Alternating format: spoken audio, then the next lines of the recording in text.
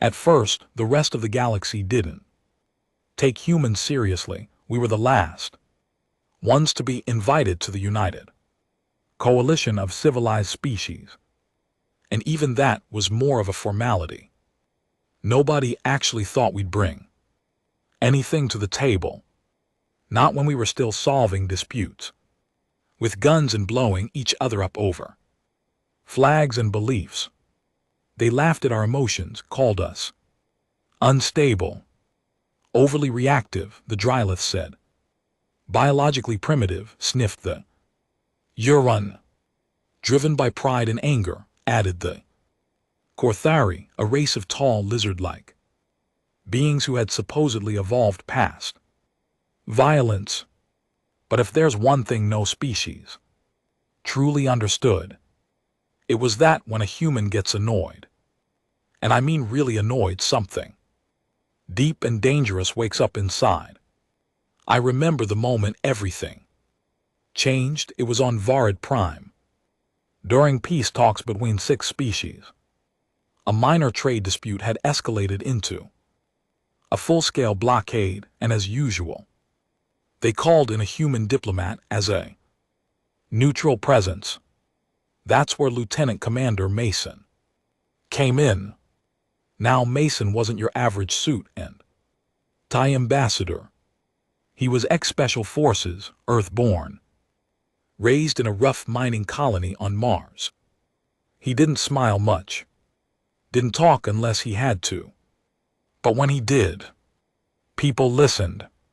For the first few hours, things were civil. Accusations flew, fingers pointed, translators clicked, but Mason kept calm. He sipped his synth coffee, made notes, waited for his turn. Then the Drylith started blaming Earth for destabilizing trade in the outer sectors. Something about human interference through unregulated aggression. And Mason just blinked.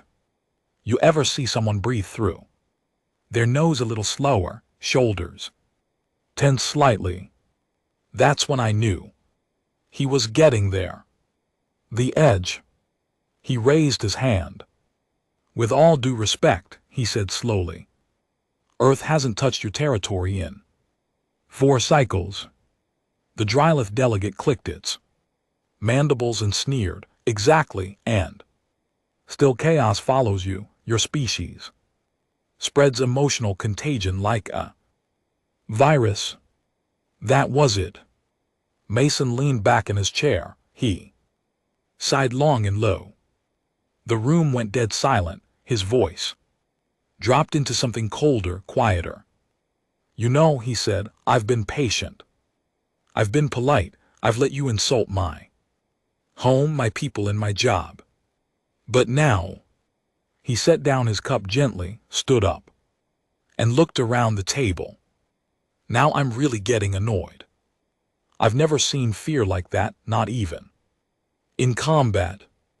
The Drylith twitched, the Euron's antennae folded backward. One of the Korthari guards instinctively put a hand on his weapon, then realized what he was doing and stopped, eyes wide. Because by then every species had already learned what that phrase meant. It wasn't a threat, it wasn't a warning. It was a countdown. You see, when humans say they're getting annoyed, it means they've already calculated the damage they're about to cause. They've weighed the consequences. They've given everyone a chance to walk away, and now they're done being nice. Mason didn't shout. He didn't draw a weapon. He didn't need to. He just stared, eyes like sharpened steel. And the silence was louder than any explosion. Within 10 minutes, every species had agreed to terms, not perfect ones, not even favorable, but peaceful. And Mason, he just picked up his coffee again like nothing happened. Later, when I asked him how he managed to keep his cool under pressure, he shrugged. I wasn't keeping cool, he said. I was giving them a chance. That's when I understood. Humans aren't scary because they're violent. They're scary because they hold back so much. Because when they finally let go, when the mask slips, the galaxy burns. And that's why now every species knows. If a human ever looks at you and says, "Now I'm really getting annoyed," run. Most species assumed humans were dangerous because of their history. World wars, nuclear bombs, biological weapons, and the fact that we once tried to colonize our own moon with barely any preparation. But that wasn't it. What made humans truly terrifying wasn't what they'd done. It was how far they were willing to go when pushed. Before Mason ever stood in front of the United Coalition, he was just another human soldier stationed on Lorax 7, fringe mining colony under Korthari supervision. The planet wasn't much harsh winds, acidic rains, and long nights. But it had ore the Korthari wanted and workers they didn't care about. That's where the trouble started. The Korthari claimed they had evolved past violence, but what they meant was they outsourced it. They ran labor camps with smiling bureaucrats and polite guards who beat workers behind sealed doors. And humans, well, they didn't last long there. But Mason did. He'd signed up for the Peacekeeper exchange program, a symbolic attempt by the Coalition to promote integration. Most human peacekeepers stayed close to Earth, where the rules were simple.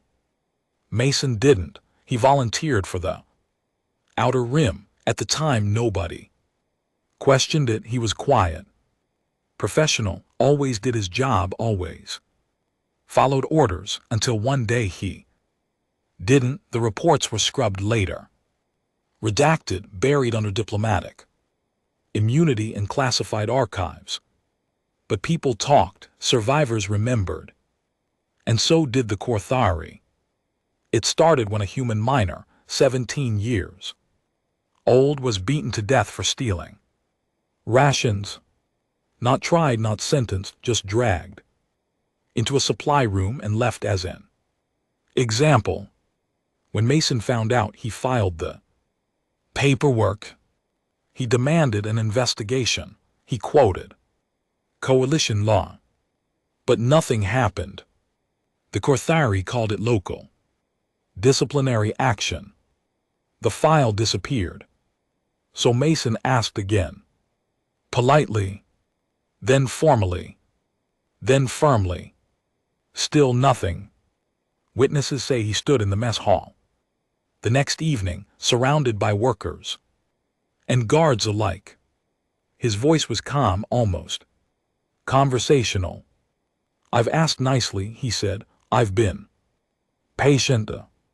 Then he looked directly at the Korthari supervisor, a thin-scaled thing with black robes and a permanent smirk. "But now I'm really getting annoyed." The supervisor laughed, literally laughed. And that was the last time anyone on Lorax 7 ever saw him alive.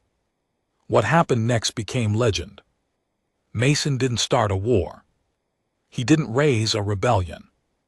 He walked into the security station alone, disabled the communications array, locked the building down, and calmly took the guard captain hostage.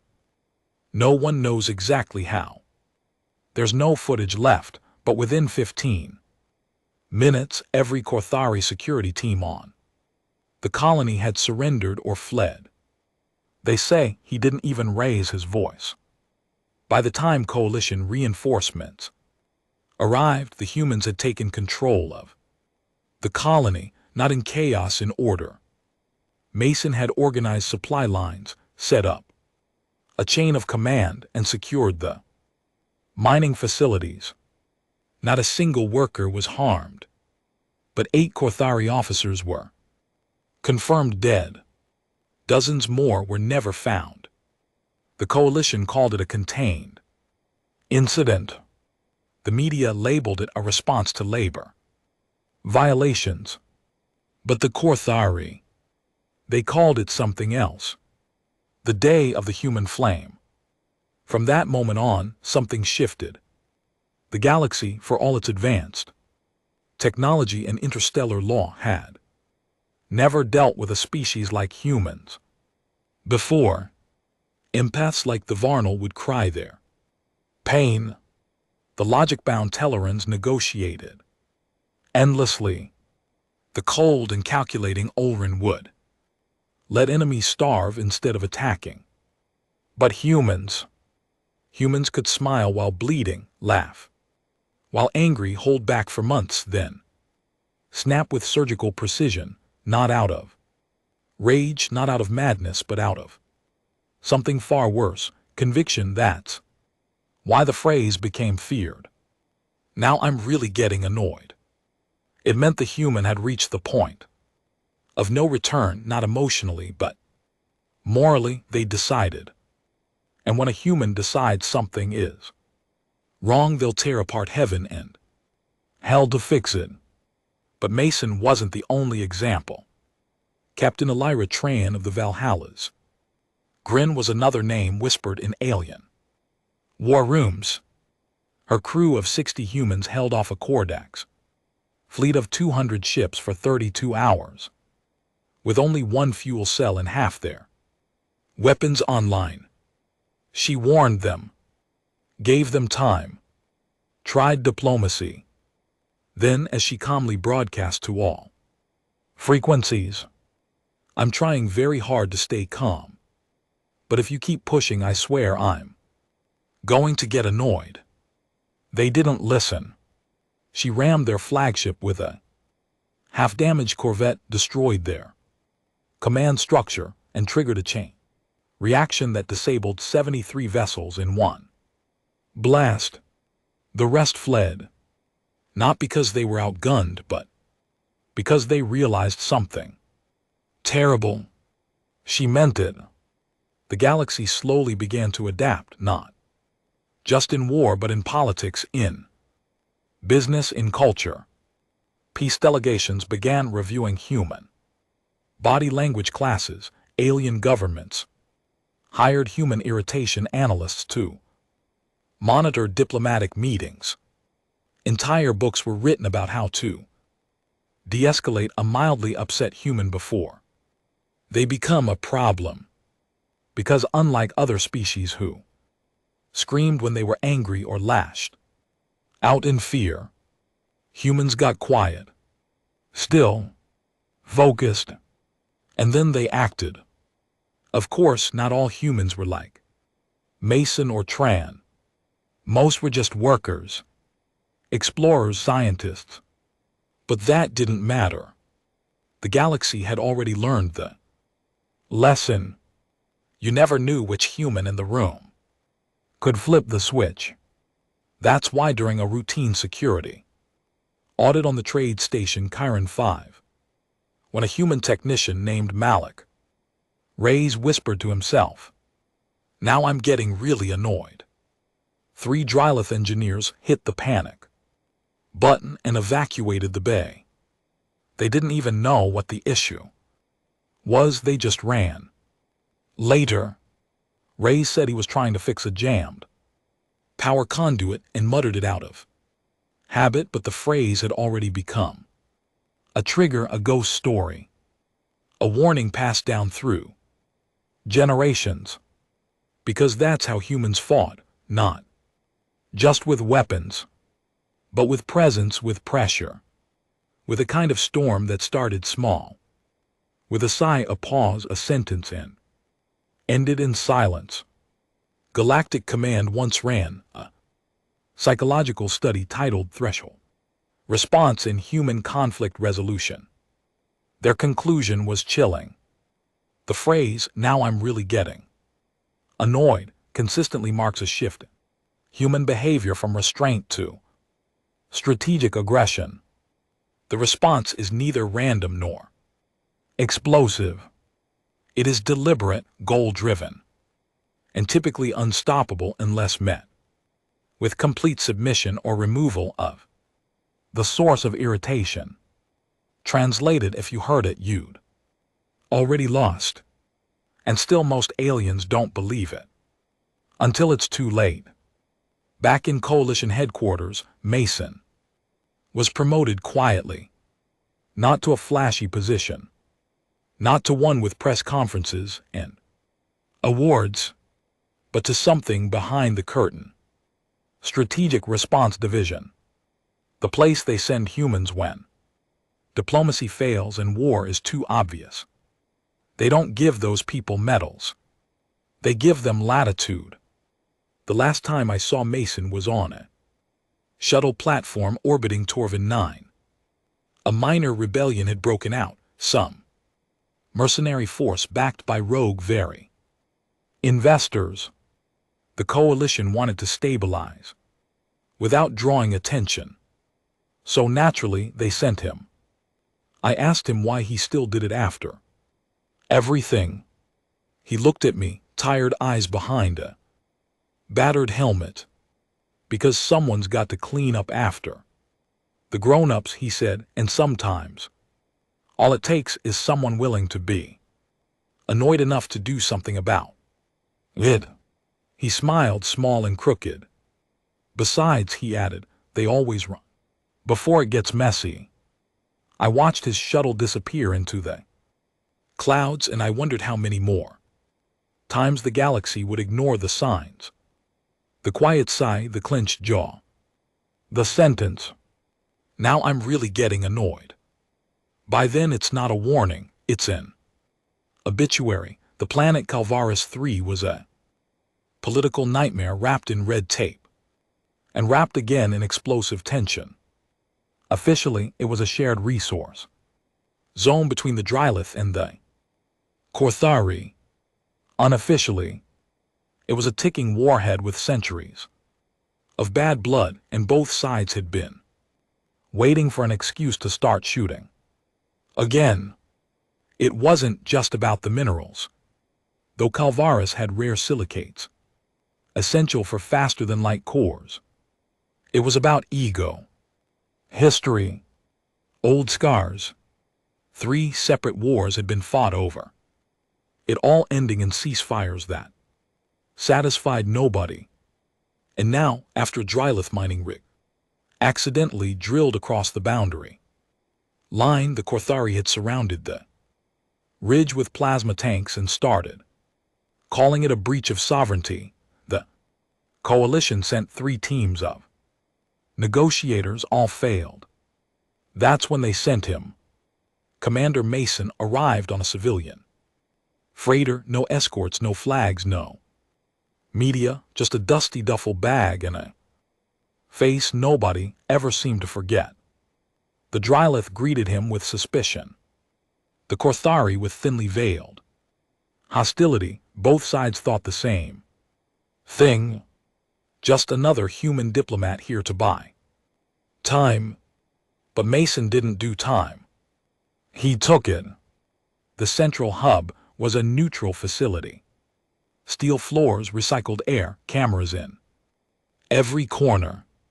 It looked peaceful, but underneath the planet was vibrating with tension. Satellite scans showed the Korthari had armed their artillery drones. The Drylith had cloaked 6 destroyers just outside orbit. No one said it out loud, but everyone knew war was one word away. Mason didn't start with speeches, didn't gather everyone around a conference table. He walked the perimeter of the facility alone, no aides, no weapon, just watching. Some of the Drylith soldiers muttered under their breath in their clicking tongue, "He's wasting time. He looks tired, fragile. Is this the same one from Lorak?" He didn't react, but they noticed something strange. His pace, the way he didn't blink as much, the way his jaw tensed just slightly when they laughed. He wasn't talking, he was measuring. By day 2, both sides were requesting formal negotiation sessions. Mason declined. Instead, he requested an inspection of the Drylith rig and Korthari perimeter weapons. The Drylith delegate, a spindly insectoid named Vrelzuk, scoffed. What exactly do you think you'll find? Human, we are well within the energy treaty protocols. Mason looked at him for a long time. Just looked. Then said softly, I'll let you know when I'm done being polite. Vrelzuk flinched. The Korthari general, a thick-scaled brute named Loranak, tried intimidation. Instead, you come here without rank, without armor, and without backup. You think your name is enough to make us back down. Mason stood inches away from him, eyes level, hands behind his back. I think, he said slowly, you're hoping I don't get annoyed. The general blinked first. By the end of that day, the Drylith had quietly powered down their forward drills, and the Korthari had begun repositioning tanks away from the rig. No commands were given, no treaty signed, but something was shifting. That night, the coalition observers recorded an odd report. The air inside the facility dropped by nearly 2 degrees. Multiple species requested thermal padding. One even asked if the heating systems were failing. They weren't, it was just Mason. He hadn't raised his voice, hadn't made a threat. But the temperature dropped anyway. By day 5, the coalition received a strange message from General Loranak himself. We are requesting immediate resolution. Before the human escalates, the tension is unbearable. That's how it always started. See, humans like Mason don't attack with guns, they attack with presence, with time, with pressure. The room gets smaller, the air gets tighter. People start second-guessing every word they say, wondering if they just triggered the countdown. And then it happens. On the 6th day, a Drylith guard, young nervous type, bumped into Mason. The hallway. A harmless mistake, but instead of apologizing, the Drylith hissed, maybe you're not as scary as the stories say. Mason stopped, turned to him, and smiled. I've been very patient with your species, he said quietly. But now I'm really getting annoyed. The guard stumbled back. His mandibles clicked uncontrollably. He wasn't even sure why. Mason didn't move forward, didn't raise his voice.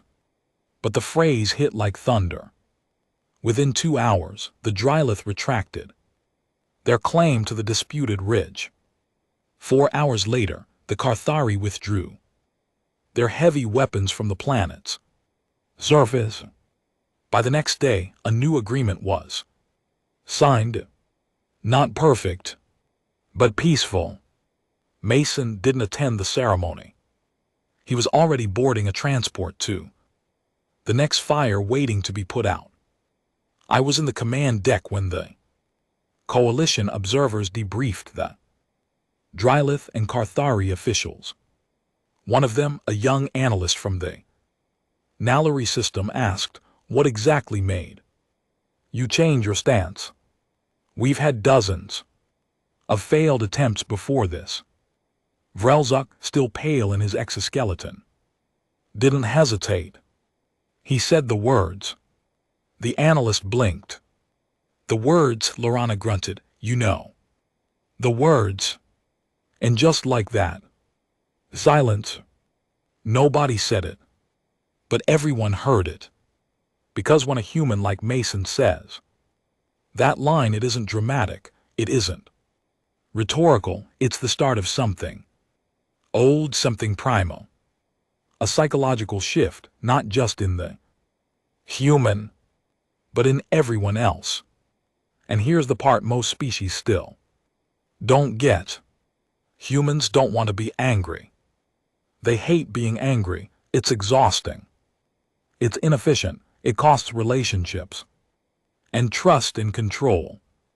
So when they say they're getting annoyed, it's not a threat. It's a warning to themselves. It's them putting a lid on the boiling water one last time. And once that lid comes off, you don't want to be standing nearby. Back on his ship, Mason didn't celebrate. He didn't even act like he won anything. He sat at a table, writing notes, reviewing transcripts, drinking coffee that had gone cold hours ago. I asked him, "How did you know they'd fold?" He didn't look up, just muttered, "They always do." I waited a moment. "Because of your reputation." He finally looked up, eyes shadowed by fatigue. "No," he said, "because I gave them a chance not to. And deep down, they know what happens if they don't take it." Then he leaned back, closed his eyes, and whispered the words like they were a prayer and a curse at once. Now I'm really getting annoyed. Before the legend, before the phrase became a warning, before the galaxy ever learned to flinch at a calm human voice, there was a boy named Dane Mason, just another grunt in a war nobody remembers anymore. It was Earth's last colonial war. Not against aliens, not against some interstellar empire, but against ourselves. One last bitter conflict between Earthborn governance and the Outer Rim. Colonies that wanted independence. The place was called Maraxis II, a barely livable rock orbiting a dying red star. It was there, buried in ash and iron and half-broken satellites, that Dane restraint could become. The war was personal. The Earth government had installed automated taxes on the colonies, bleeding them dry. When protests didn't work, they tried sabotage. The response: orbital strikes, food embargoes, and what they called precision isolation. Thousands died in silence. And so the colonies raised their own militia, poorly trained, barely armed, but furious. Young Mason joined at 19. Not for politics, not for rebellion. He joined because the blockade cut off medicine shipments, and his sister died, screaming for painkillers that never arrived. That kind of grief doesn't scream. It sinks, it simmers, it turns into long nights of staring at the ceiling, imagining what you could have done if you just acted sooner. His unit, Red Line Squad, was assigned to Operation Sundown, a foolish push into Earth-controlled airspace, hoping to cut through to the supply tunnels. They had maybe 80 troops. Earth had drones, satellites, and a hardened bunker dug into the planet's throat. It was a suicide mission, everyone knew it. But Mason didn't flinch. He didn't speak much either. While other soldiers cried, joked, or prayed before deployment, he just checked his gear in silence. His squad leader, a loud-mouthed ex-Marine named Jax, once asked him, "What makes you so calm, rookie? You think you're untouchable?" Mason looked at him, eyes flat. "I'm not calm," he said. "I'm just not loud about what I'm carrying." At 400 hours, Red Line Squad launched their assault. It was supposed to be fast, breach, and secure, in and out in 30 minutes. It lasted 3 days. They were ambushed 2 km from the bunker. Drones sliced the skies with railgun rounds. 2 hover tanks peeled out from underground hangars. The comms went dark almost instantly. Half the squad was vaporized in the first 10 minutes. Mason survived. Not because he was lucky. Not because he was better. But because he waited. While the others tried to scatter or return fire in blind panic, Mason crawled under a wrecked mech and didn't move for 6 hours. He watched, studied, waited. When the Earth troops moved to retrieve dog tags from the fallen, he struck. 1 clean shot, 1 rifle stolen, 1 uniform swapped. He walked right into their bunker wearing the armor of a dead man named Ensign Teller. His heartbeat never spiked. Over the next 18 hours, Mason navigated through the enemy base, silently disabling security nodes, overloading fuse lines, and memorizing patrol schedules. He never fired a shot unless it was to save someone. And even then, he aimed for the knees, not the head. Because he didn't want to kill the enemy, he wanted them to feel it. The fear, the silence, the presence. By the time Redline Squad's 2 remaining survivors regrouped, they found the enemy's defense grid down and the front gate open. Mason was standing in the hallway, soaked in oil and blood, holding a detonator. Jax, coughing and limping, looked at him. "Oh, you did all this." Mason's voice was cold. "They locked the med lockers," he said. "So I opened the gates." "What about the command staff?"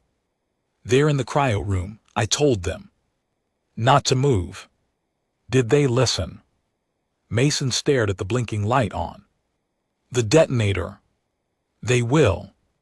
He set the charges behind them, and they walked away as the walls caved in. The Earth forces retreated from Meraxis 2 within the week. Not because of strategic loss, not because of military pressure, but because someone had breached their unbreachable line with patience, calculation, and a level of focus that wasn't human by their standards. The brass called Mason in for questioning.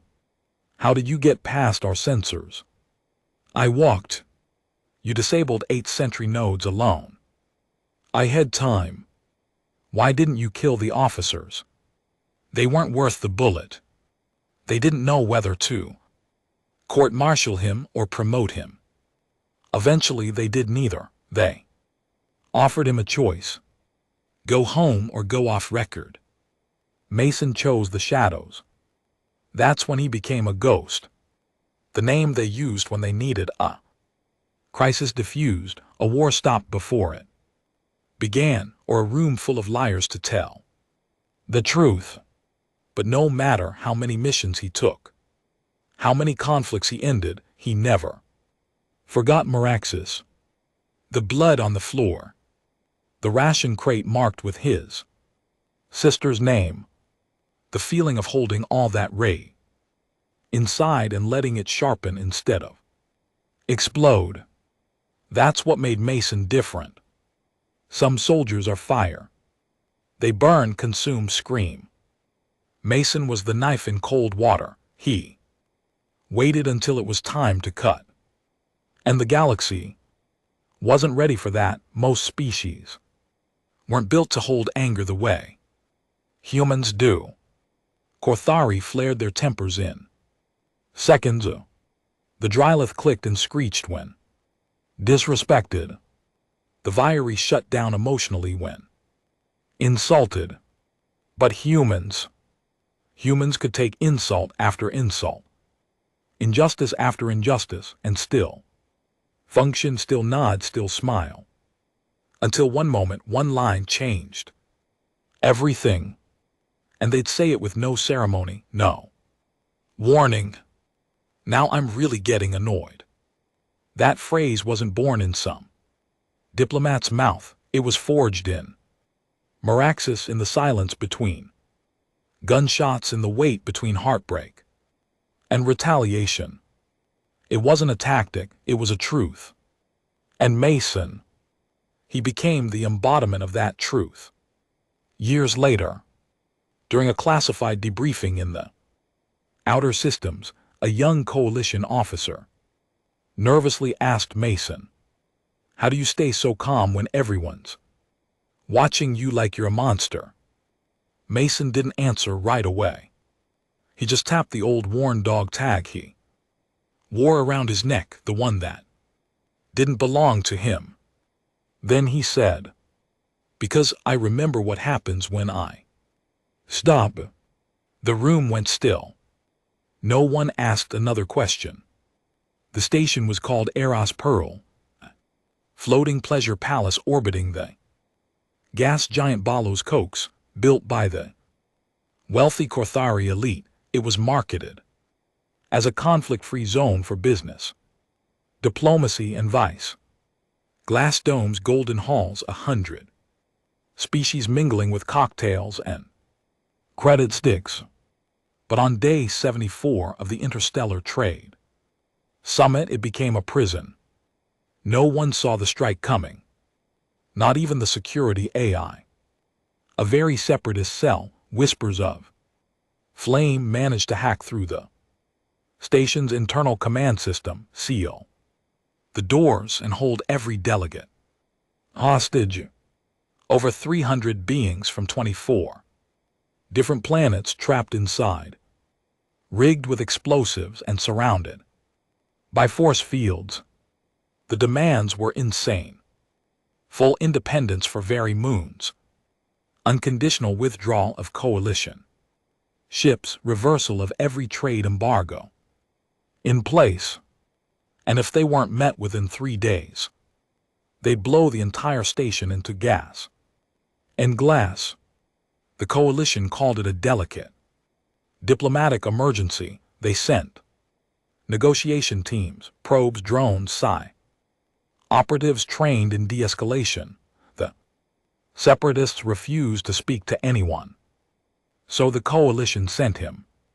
Commander Dane Mason. He arrived on a cargo vessel, unarmed, carrying only a single duffel bag and a plain black coat, with no rank insignia. When asked for identification by the outer docking security, he simply said, "They're expecting me." He wasn't wrong.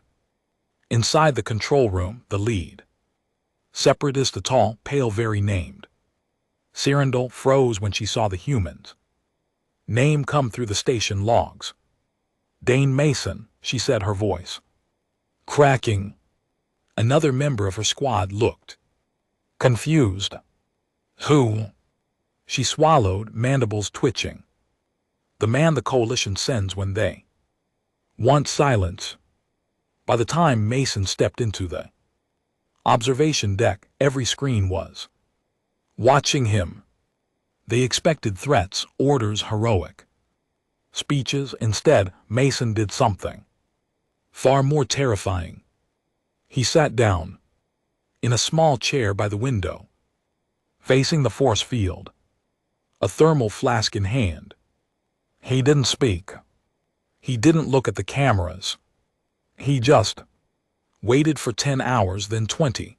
No communication, no movement, just stillness. The separatists grew nervous. Cyrindle sent taunting messages. "We will not be moved by your tactics. We are prepared to die." No reply. One of the younger rebels, shaky hands on his blaster, muttered, "He's not even doing anything. What's his plan?"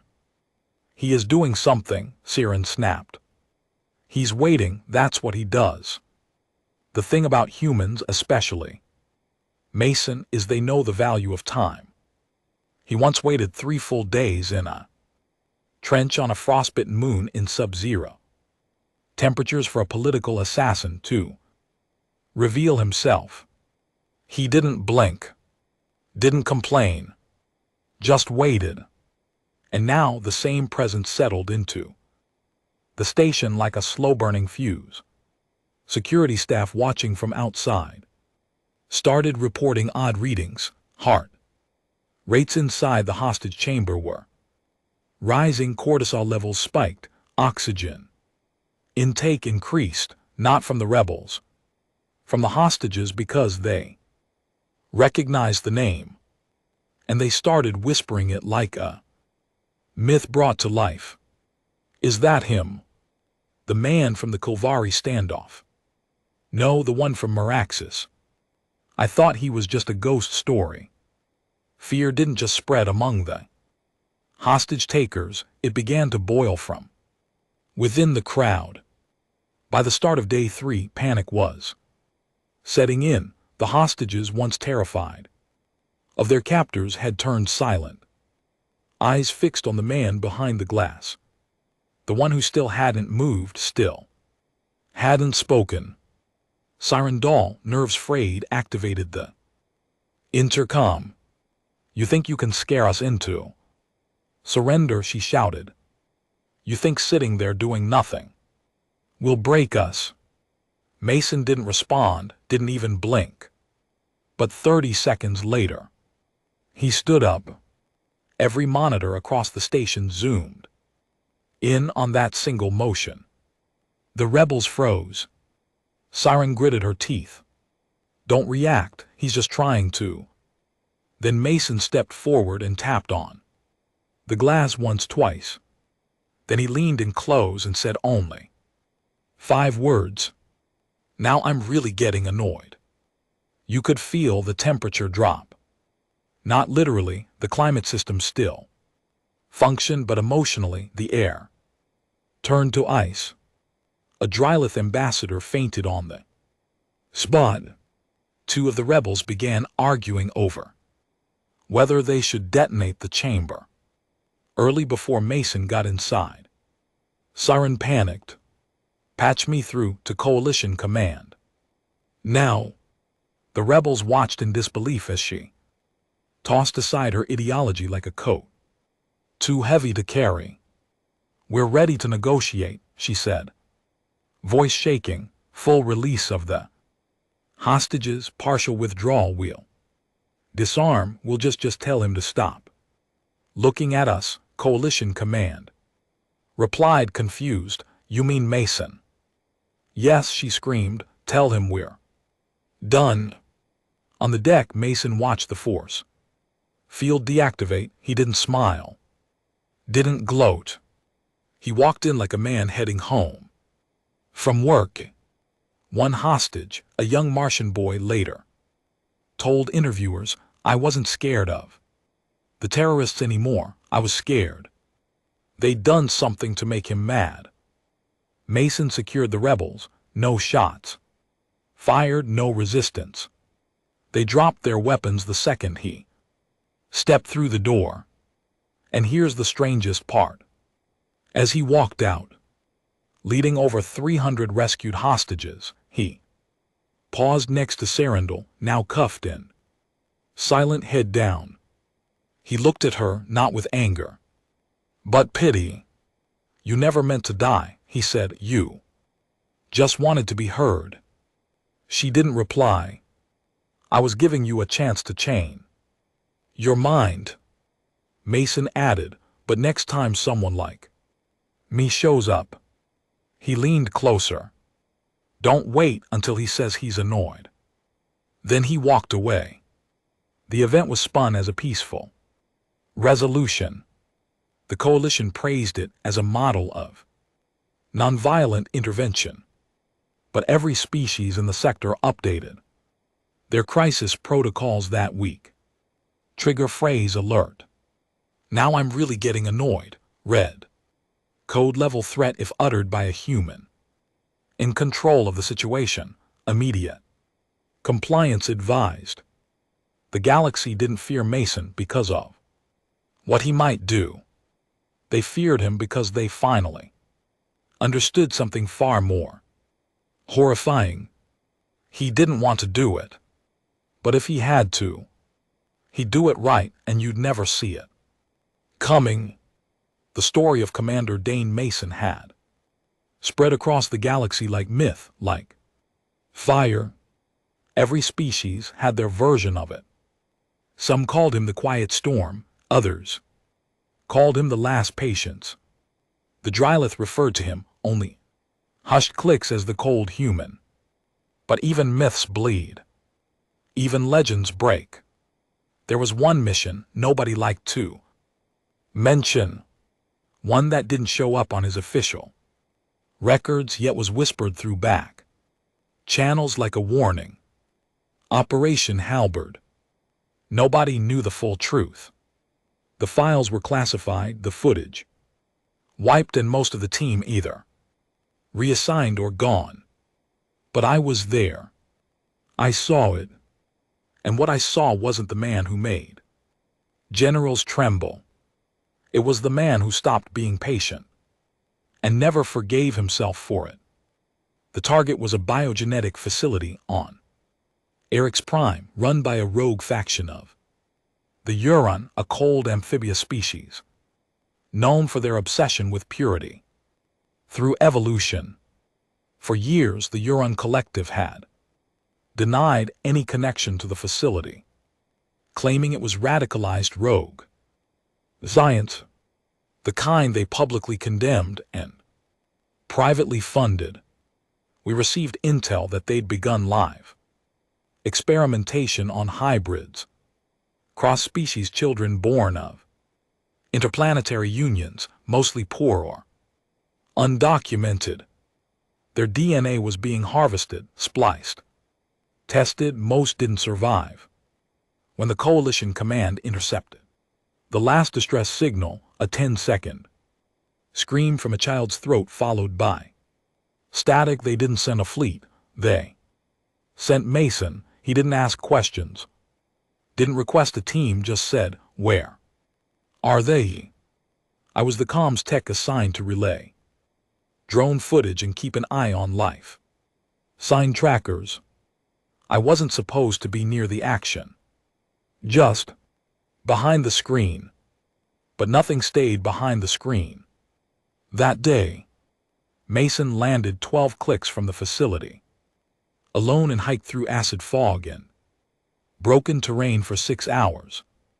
By the time he reached the outer wall, 2 recon drones had already gone silent.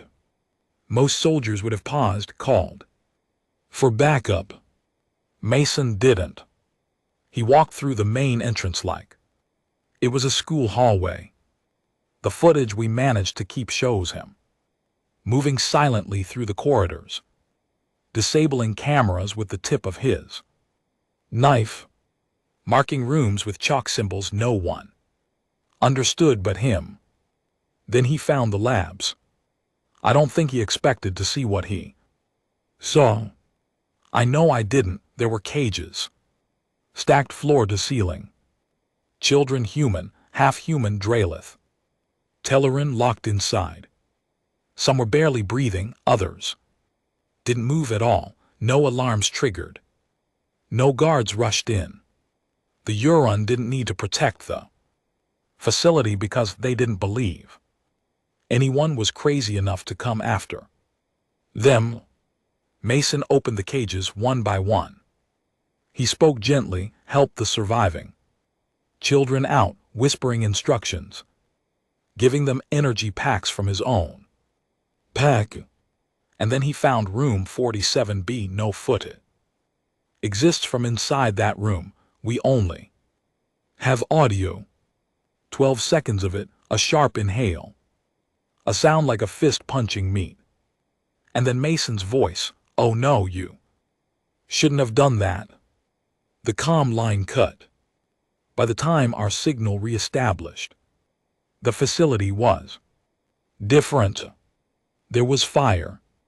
On a planet where fire doesn't naturally exist, where everything is damp, bioreactive, and sealed. Yet the hallway was burning. Guards lay unconscious or twitching in shock. A control console was embedded halfway into a wall. Mason's armor read full damage, but he was still walking. He didn't speak for nearly an hour. Not until he reached the command center, where the chief scientist, a tall Euron named Salith Vorn, stood behind a reinforced shield. Who are you? The Huron spat. Do you have any idea what we're doing? Here, this is science, this is progress. These things are. Mason cut him off. I've been patient, he said. Vorn scoffed. You think one angry human changes the course of evolution? No, Mason said, walking up to the shield, placing a hand gently on the reinforced glass. But I'm not angry. His eyes met the Huron's.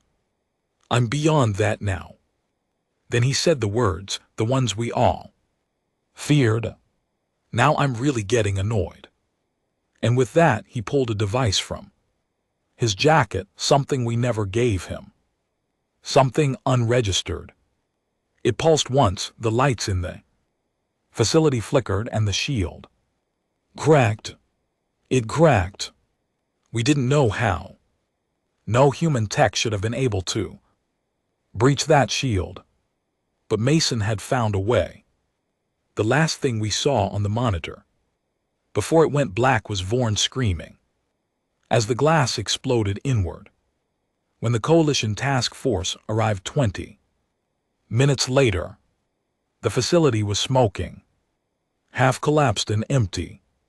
Mason sat outside in the rain, armor scorched, holding 3 unconscious children wrapped in thermal cloth. He didn't speak. He didn't stand when they landed. He just stared into the distance, whispering something to himself we couldn't hear. He was pulled from field duty after that. No court-martial, no medals, just silence. The Coalition tried to spin it, heroic rescue mission, rogue lab destroyed, trafficking ring neutralized. But those who saw the raw data knew better. We knew Mason didn't just go in to stop them. He went in to make a point. And when he said he was annoyed, he meant you crossed a line no one comes back from. He disappeared for a while after that. Rumors said he was reassigned to Black Ops psychological warfare. Others claimed he left the Coalition altogether. Some said he was put into stasis like a weapon only opened when the locks failed. But I think something died in that lab on Eric's Prime. Not the man, not even his patience, but the last piece of his belief that things could be fixed without breaking. And that's why when people mention Operation Halberd, they don't talk about strategy, they don't talk about victory. They talk about what happens when you leave no choice for a man who gave you every chance. Because anger is easy, but cold fury, that's what makes even the gods flinch. You'd think after all the wars he stopped, all the crises he ended, all the lives he saved, they'd give Mason a monument. But heroes don't get statues. They get trials. The Galactic Tribunal of Ethical Warfare convened in orbit above neutral ground, a custom-built station in the Ornith cluster, surrounded by 10,000 km of nothing. No civilians, no diplomats, just the Tribunal Council, the military, observers, and the cameras broadcasting to every species with a satellite signal. His charge: unlawful use of psychological warfare, violation of species dignity protocols, unauthorized deployment of lethal force. They used a lot of words to say what they really meant. Mason scared them. And scared things don't stay silent for long. The courtroom was a hexagonal chamber, built in concentric levels, judges at the top, witnesses in the middle, the accused standing alone at the center, under the scrutiny of lights that never dimmed. Mason wore no uniform, no medals, no flag, just a dark gray shirt, sleeves rolled to the elbow, and an expression that hadn't changed in 20 years. Calm, unreadable, patient, The lead judge, a silver-skinned Tellarite named Yelzer, began the proceedings.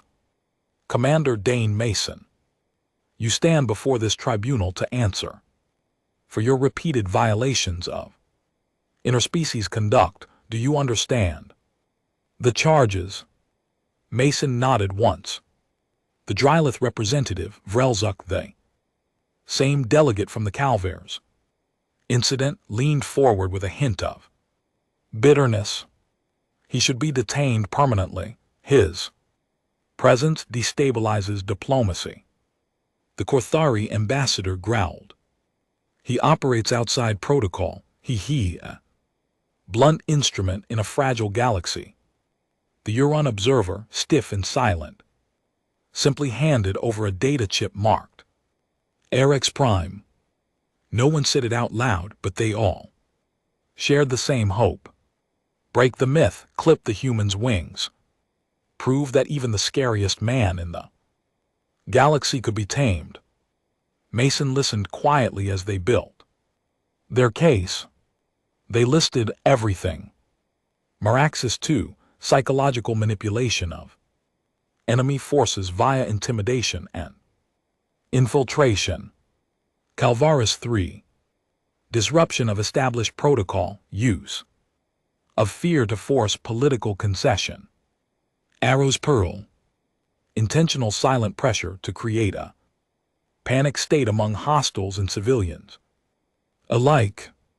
Operation Halberd, the unspoken violation, the shadow no one wanted to say out loud or towards, but everyone remembered. They brought in witnesses, experts even former allies. One diplomat said he doesn't solve problems, he corners people until they crack. Another analyst chimed in, we've studied him. His methods are too controlled, too calm. That's what makes him dangerous. But none of them could say he ever broke a treaty, not one, not once. So finally, after 4 days of accusations, statistics, and political theater, they gave him the floor. And that's when things started to change. Mason stepped forward, slow and quiet. No flash, no righteous anger, just words. Soft, steady, surgical. You talk about control, he said, eyes sweeping the chamber. About fear, about what I've become. He paused. I didn't become this, you made me this. The room shifted. Not physically, emotionally. I've been sent into riots with no translator. I've been dropped into war zones with no backup. I've been told to handle it when the rest of you refused to show up. You want to put me on trial for scaring tyrants, he asked, for making slavers sweat, for making corrupt regimes reconsider their next move. A few delegates looked away. Do you know what I've said every time I gave someone a chance to walk away? Silence. Mason stepped closer to the central console. I told them I was trying to stay calm, that I was being patient, that I wanted peace. He leaned into the mic, voice lowering. And I told them when they kept pushing. He let the words hang like a thundercloud, that I was getting annoyed. The Drylith delegate shifted in his seat. Mason straightened. You think that phrase is a threat? It's not. It's the final mercy.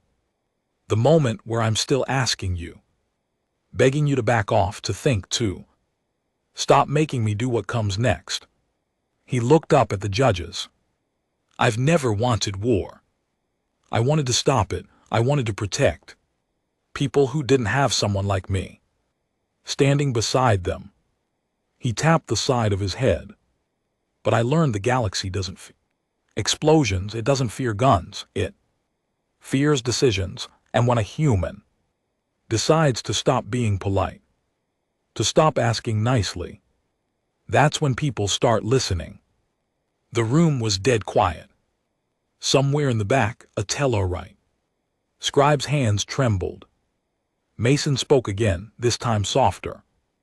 There's one thing you still don't understand about humans, something you never will. He walked back to the center, gaze heavy. As gravity. You think we're dangerous when we're angry. A long pause. We're not. He looked them all dead in the eye. We're dangerous when we've been angry. And we're finally done hiding it. The judges recessed for private deliberation. The broadcast cut to silence. News anchors tried to spin it, pundits speculated, but none of them could shake the feeling that Mason hadn't defended himself. He'd warned them. 3 hours later, the tribunal reconvened. Judge Yeltsin cleared her throat. Commander Dane Mason, this council finds you in violation of tactical conduct, but absolved of criminal intent. The room shifted, some relieved, others stunned. You are hereby dismissed from active coalition deployment indefinitely. They expected him to fight it. He didn't. He simply nodded. No smile, no words. Just the sound of a chair pushed gently against the floor. As Mason walked out, a young security officer followed behind him, struggling to keep up. Sir Commander, sorry, Mr. Mason. Now, guess, if you don't mind me asking, what happens now? Mason didn't stop walking. I rest. The officer blinked. Rest after all this? Mason looked over his shoulder. Expression unreadable. I've spent 20 years being patient for other people. He stepped into the transport pod. Now it's time to be patient for myself. That should have been the end of it. But you can't bury a storm with paper. You can't cage a legend with laws, and somewhere out there, deep in the black of space, systems are burning again. Greed rises, oppression spreads, and across every comm channel in every underground command post, there's one phrase no one wants to hear echo through the static. Now I'm really getting annoyed. Because when a man like Mason says it, even once, entire planets change course. After the tribunal, Dane Mason vanished. No one knew where he went. Some said he retired to a moon colony. Others said he boarded a deep space freighter and never looked back. There were even rumors he entered cryostasis under a false name, locked away like a loaded weapon waiting for the right war. But the truth was simpler. He just got tired. 20 years of holding back, of carrying the weight of restraint like armor had worn him down. He wasn't afraid of dying. He was afraid of what he'd become if he stopped caring. So Mason disappeared. And the galaxy tried to move on. It shouldn't have. 2 years later it happened. The Scourge. A silent, crawling extinction event. Not a fleet, not an army, but a biomechanical intelligence that consumed star systems like a virus. No one knew where it came from. It wasn't driven by war or politics. It didn't broadcast demands or warnings. It just devoured. First the Tyvan cluster, then Serox, Delta, then half of Zanari space in 6 weeks. 50 billion lives gone. Species that had hated each other for centuries suddenly begged for an alliance. Coalitions formed overnight. Flags were burned, egos abandoned. But nothing stopped it, not kinetic weapons, not plasma warheads, not quantum disruptions. The Scourge adapted, learned, unfolded. And soon one terrifying truth emerged. This enemy wasn't afraid of anyone. Not until someone whispered a name. It started in the background chatter. Low-level comms, pirate channels, black Site forums. A Korthari captain said, "You know who we need." A Vieri refugee whispered, "I'd rather hear him say it than die like this." A Drylith war queen broadcast a message. On all frequencies. Bring us the human who scares the dark. The coalition debated. They had exiled him, stripped him of rank, denounced his methods, but when the scourge reached the cradle worlds and its tendrils brushed the edge of Earth's sun, they all knew. It wasn't about comfort anymore. It was about survival. And so, after much silence and shame, they activated Protocol Obsidian, last resort beacon tied to only one man. They sent it and waited. 3 days passed. Then 4. No reply. Until a signal blinked into existence. From the Kuiper expanse. A region so dead, no one even charted it anymore. The voice was unmistakable. "This Mason, I got your message." Pause. "I assume things have gotten annoying." The message ended there. No demands, no questions, just those words. And for the first time in months, the galaxy dared to hope. They met him on the Vigilant Horizon, a carrier orbiting the last defensible system before the scourge would reach the galactic core. The moment he stepped onto the deck, everything stopped. The Drylith bowed. The Korthari saluted. Even the emotionless Talaran envoys took a step back. Mason hadn't changed much, just a few more lines on his face. But his eyes, those were colder now. Not dead, just settled. Like the storm had finally accepted its purpose. Admiral Lennox of the Coalition approached him, unsure of how to even start. "Mason, I know you." Mason raised a hand.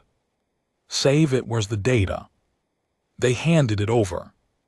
He read everything: scourge origin, attack patterns attempted, countermeasures, then closed the file. "This isn't a war," he said. "It's an infection." "You think it can be stopped?" Lennox asked. Mason looked out the viewport where distant stars were blinking out like candles. "Not with weapons." "Then how?" Mason turned to him, calm as ever. "I'm going to annoy it." The scourge operated like a hive. Interconnected, reactive, fast. But one thing stood out: it ignored anything it didn't perceive as a threat. It consumed, it grew, but it didn't fear. Mason planned to change that. He led a crew of 6 volunteers, misfits, outcasts aboard an experimental stealth vessel with no weapons, no flags, and no return ticket. Their mission: pierce the heart of the Scourge cluster. Not to attack, to introduce something it had never encountered: human refusal. The moment they breached the anomaly zone, the Scourge detected them. Ships, if you could call them that, unfolded from nothing. Tendrils of black metal and shrieking data reached for them like hands dipped in nightmares. Mason stood in front of the main console, arms folded. "Don't fire," he said. "They'll rip us apart." The pilot shouted, "Not if they're confused." Confused. The Scourge had no concept of patience, no concept of hesitation. So Mason gave it exactly that. He activated a feedback loop. Human, emotional data fed into its sensors. Grief, love, loss, forgiveness, not as weapons but as questions. He made it think, and then he spoke. "Now I'm really getting annoyed." He whispered it into the ship's speakers, which bounced it through the quantum relay into the Scourge's net, where it heard not a threat, not a command, but a promise. The Scourge recoiled. For the first Time its formations broke. It hesitated. Mason moved fast. The team uploaded the virus. Linguistic paradox built on human. Emotional contradiction, mercy, rage, peace through resistance. The scourge didn't understand. It screamed. Stars around them blinked into white fire. But it was already too late. The human signal had reached the core. The scourge finally felt something. And what it felt was a presence that didn't rage, didn't beg, didn't shout. It waited.